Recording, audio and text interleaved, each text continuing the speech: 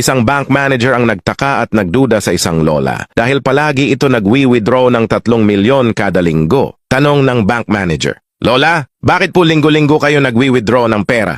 Ano ho bang trabaho nyo?" Sumagot yung lola, "Wala ho, napalanunan ko lang ito sa pustahan." Di naniniwala ang bank manager. "Ano ho bang pustahan yan? Parang di naman po kapani-paniwala." Sumagot ulit yung lola, "Sige, magpustahan tayo. 50K. Ang pusta ko ay square yang hugis ng itlog mo. Babalik ako bukas at magdadala ako ng kasama," sabi ng bank manager. "Sige, deal. Alam ko naman hindi square itlog ko eh."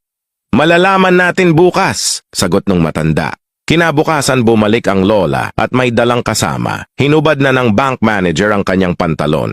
At hindi hugis square ang itlog nito kaya binigyan ng lola ng 50K ang manager. Sabi ng bank manager, "Paano ho kayo nagkakapera dun talo naman kayo?"